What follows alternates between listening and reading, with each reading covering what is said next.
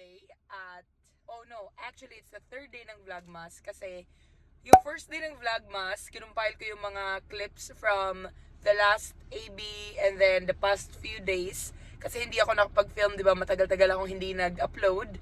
So, yun yung ating first upload ng Vlogmas and then this is the third upload of the Vlogmas. So, time check, it's 4:30 a.m. So, pupunta na kami sa shade para mag-vat wash at magatas, of course. Malamig ngayon, guys. Para siyang winter. So, ayun, magdadrive lang ako, guys. And I'll keep you updated mamaya. And I'll be back later. Sa kanilang automatic.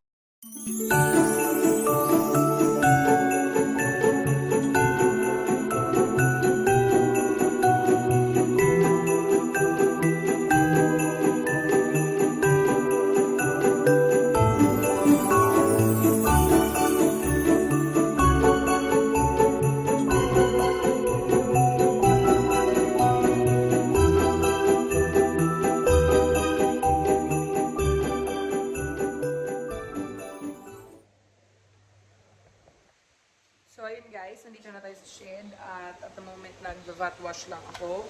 So, inuhugasan ko yung aming vat na lalagyan na ng mga anang gatas. So, ito yung itsura niya.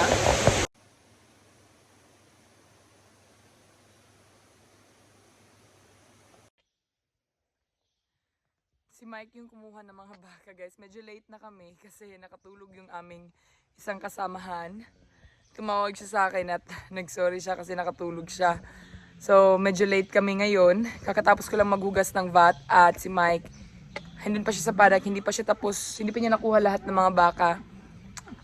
So, ayun. Medyo late tayo ngayon.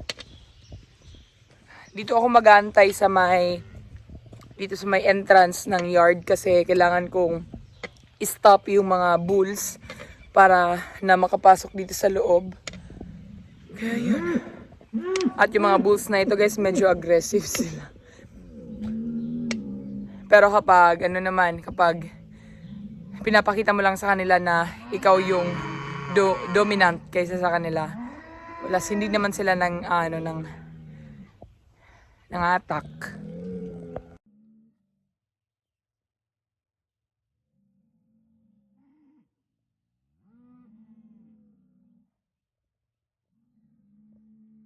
Boy. Out, boy. Back off. Back off, boy.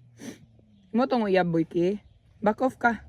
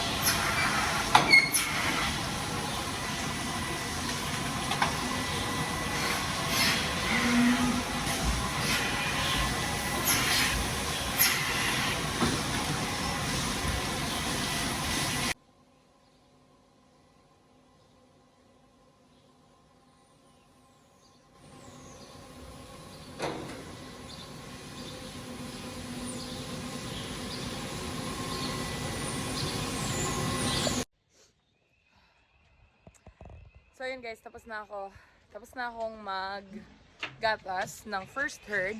Tapos ngayon si Travis na yung nagagatas sa second herd. So inaantay ko na lang na makalabas lahat ng mga baka na yung mga first herd. Tapos ilalala ko sila, isasarado ko sila sa kanilang paddock and then Gagawin ko yung aming dosatron. Tapos, ano ba yung gagawin namin? So, uuwi kami today ng mga 11 and then babalik kami mamaya mga 6 p.m. kasi magagatas kami ng mga 7 p.m. Get out, girls. Come on. Out. Go, love. Come on. Get out. Woke up. Woke up.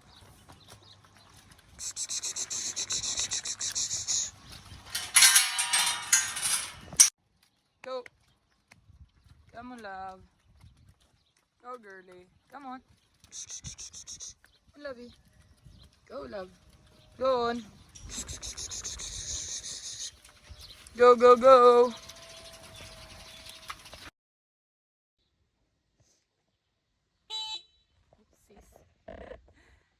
Okay guys, so yung gagawin naman natin ngayon ay pupunta tayo doon sa isang paddock kung saan naroon yung aming mga wind na mga guya at ililipat ko sila sa paddock next door. Ayun yung ating mga guya na ililipat natin dito guys. So dito lang sila para malapit lang at makabalik na ako sa shade. Kasi kailangan ko pang kunin yung mga penicillin cows.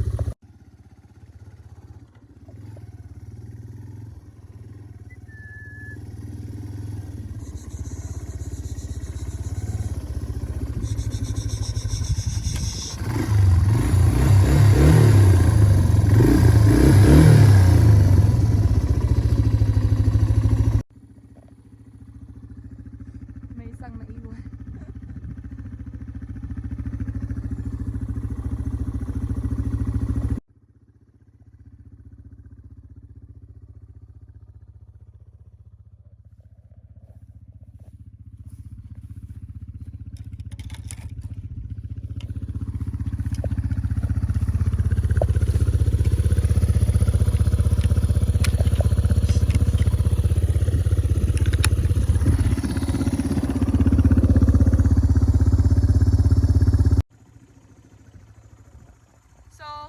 Kakatapos ko lang kunin yung mga pinos guys. So ayan sila.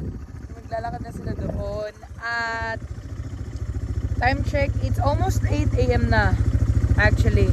Sobrang, di ba late kami kanina nag-start dahil na late si Travis. So, late kami na nakapagsimula. Kaya late din kami matatapos.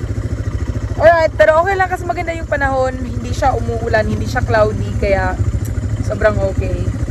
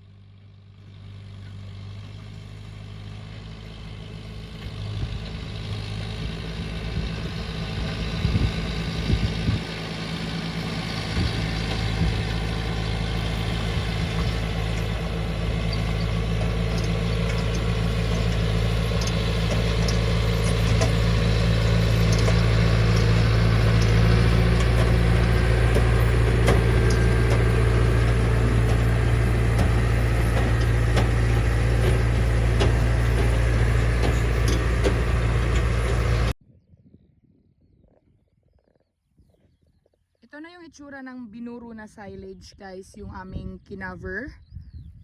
So yung older na stock, kumuha kami doon ng parts para i-feed out until na bumalik yung aming growth rate. So after probably 2 weeks, is the stop na namin ng pa-feed out ng silage and then we'll go back sa pure na grass.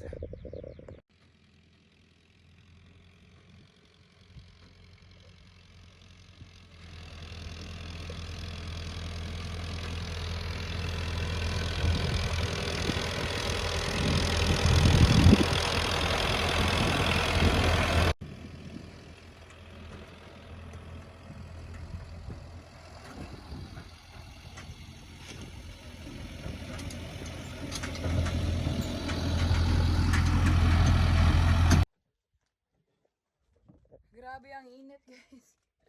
Nasa bahay na pala tayo for lunch.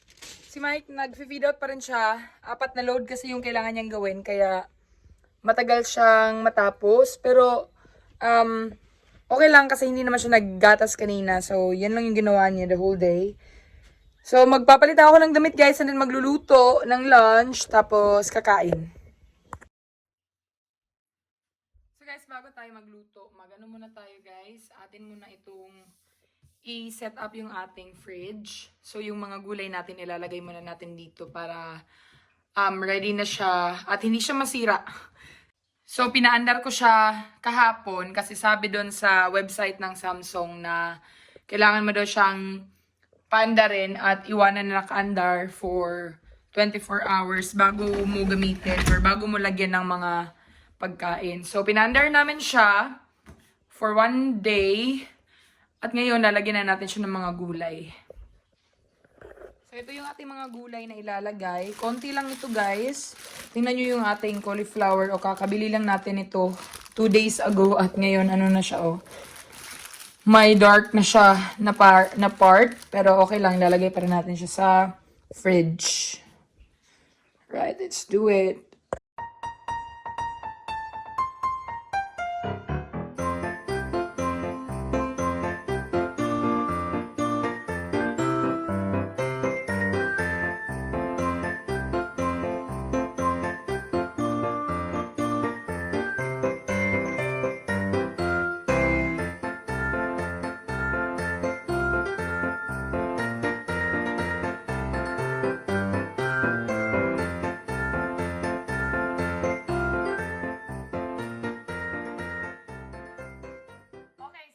Kwentuhan muna tayo. Gusto ko lang sagutin yung mga nagtatanong sa akin. Every time na magla-live kasi ako while milking, may mga nagtatanong sa akin or may mga nakakapansin na hindi ko hinuhugasan yung dede or yung other or yung teat or yung cups na pinapasok natin sa teat ng isang baka. Aware din ako na sa atin sa Pinas, very conscious tayo dyan na hindi mapasukan ng dumi yung ating gatas. Kasi yan din yung ginagawa namin dati sa pinagtrabahuan namin locally. Pero kasi guys, dito sa New Zealand iba. The reason behind that is madaming baka kasi dito sa New Zealand. So, kung huhugasan mo siya every single cow, every single cupping, mauubusan ka na ng time. Magagatas ka until night. And then, yung New Zealand is very strict sa gatas nila dito. Kahit na hindi mo man yan hugasan, guys, meron tayong tinatawag na filter socks. So lahat ng mga sediments na pupunta dun sa filter socks bago siya pumasok sa ating vat na kung saan tinatambak yung mga gatas.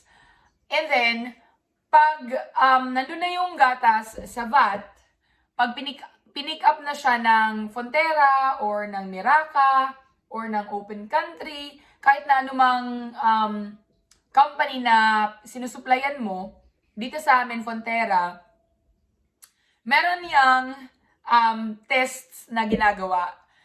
So, kung meron silang makita na mga coliform bacteria sa gatas mo, magigrade ka. At kung sobrang taas naman yung coliform, aside sa grade, magbabayad ka ng fine. Tapos, kung meron ka mga baka na may mga sakit, tapos ginatasan mo sila at yung gatas nila napunta doon sa vat, malaki din yung fine. Kaya naman, separated talaga yung ating mga baka na may sakit. Kasi huli natin sila ginagatasan. So kapag sila na yung gagatasan natin, yung gatas nila, hindi yan dumidiretso sa vat. So hindi siya nasasama sa ating clean milk. Nasa sa inyo na yon kung i-drain nyo ba or kung meron pa kayong guya na katulad sa amin, pinapainom namin sila sa mga guya. So, sa mga nakakapansin na minsan na lalagyan ng tae or ng ihi yung teat ng mga baka tapos ginagatasan ko pa din, wag po kayong mag-alala kasi sa New Zealand sobrang stricto ng kanilang mga company or mga sinusuplayan namin sa gatas na sinusupply namin. So, kung may makita man silang kahit na maliit na sediment dyan, meron silang action na ginagawa. At kung meron talagang, kung hindi na iwasan na nasama yung gatas ng mga may sakit na baka, pababayaran kanila ng fine, as well as yung mga gatas na contaminate. Kasi yung pick up kasi ng milk, hindi lang naman yung gatas namin yung ipipick up nila. So magpipick up din sila sa neighboring na mga farms, sa malayong farms. So hindi natin alam kung ilang farms ang nandoon sa tanker truck na yon. Kaya lahat ng gatas na yun na na-contaminate, babayaran mo din yun kasi hindi na yun magagamit. So yun. So guys, huwag kayong mag-alala. Malinis po yung gatas namin dito. Ganyan lang po talaga dito sa New Zealand. Hindi na naglilinis one by one. Kasi, yun, kung maglilinis ka, lilinisin mo yan one by one, magagatas ka pa until night. So, yun guys. Sige, magano na ako. Magluto na ako siguro ako guys. Mga 15 minutes na lang siguro yun si Mike. Para pagdating niya dito, kakain na lang kami and then magpapahinga. Tapos, alis ulit siya para mag-plate walk. Pero hindi na niya kailangan bumalik pa tonight para magatas. Kami na lang ni Travis yung magagatas. Which is good. Pero magluluto siguro ako. Or siguro kakain na lang siguro kami. Before ako pumunta sa work. Tingnan natin guys. Moments later. Dito na pala ako sa farm guys. Kani-kanina pa mga 15 minutes ago. Hindi na ako nakapag-update. Nakatulog kasi ako after ng lunch. Nakatulog ako for 2 hours. And then, nag-edit ako ng video. And then, ayun, nagbihis at pumunta ako dito sa farm. Nilipat ko na yung mga bulls. And then, ngayon kukunin ko na yung mga baka. Time check, it's 6:05 p.m. At ayan, maliwanag siya guys.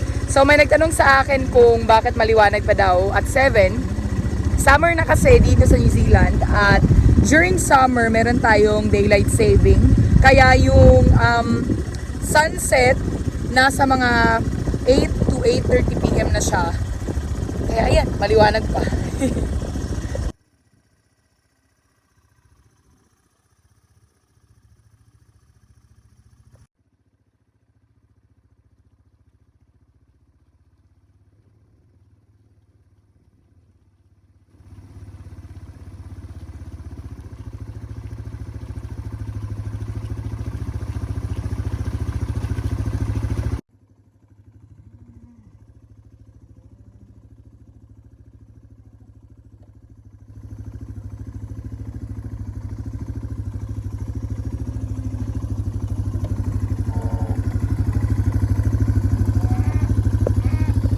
Guys, nandito na ako.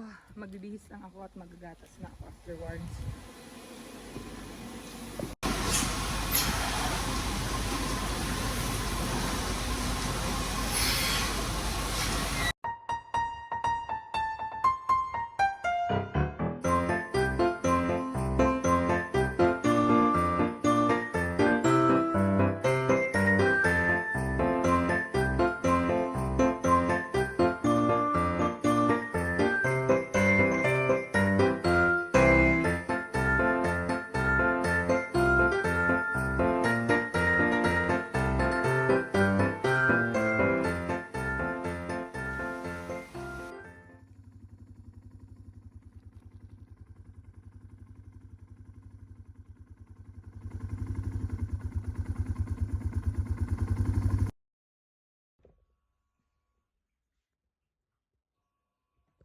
So guys, kanina pa pala ako nakauwi. Time check guys, it's 12 a.m. Tulog na si Mike, kaya hihinaan ko lang yung boses ko. Pagdating ko dito after ng work, kumain kami ng dinner and then nagpahinga ako ng mga 30 minutes tapos nagpunas ako at inaantay ko na lang yung nilalabahan kong mga damit pang work. Kasi every night kasi guys, nilalabhan namin yung mga damit namin na sinusuot namin sa trabaho. At dinadry namin siya every night din. So, inaantay ko na lang yung damit ko na matapos sa washing machine and then i-dry ko na siya tapos matutulog na ako. Kasi ano na guys, sobrang late na. Nagluto pala si Mike ng ng sabaw. Ubus na. Nagluto siya ng sabaw na baboy. At ayun. So, yun lang. Dun lang siguro yung vlog ko for today. Maraming salamat guys for watching. At sana huwag kayong magsawa na manood sa aking vlogmas. Na-expect ko ba vlogmas talaga? Hindi ko alam kung makakayanan ko siyang. Well, I'll try my best na tapusin yung vlogmas until Christmas. Sana. Kasi may free time na naman siya. Hindi na ganun ka-busy yung aming trabaho dahil every other day, once a day lang yung gatas namin. So, fingers crossed. So, ayun. Shoutout ko pala si Ma'am Alma Munoz. Palagi siyang nanonood tsaka nagko-comment siya palagi sa mga videos ko. Thank you po, ma'am. At shoutout ko rin yung mga taga-Testawangan. At sa lahat ng mga nanonood sa mga vlog ko. At sa mga nag-like sa page ko, naka 1,000 likes na ako guys at follow sa aking page. Sa mga hindi pa naka-follow, hindi pa naka-like sa aking page, please like and follow ang aking page guys. Ilalagay ko siya dito, All About Jen. At i-follow nyo rin ako sa aking Instagram account na my name is jen.a. Ayan din. So, ayun lang guys. Thank you so much for watching. God bless you. Good night. Bye.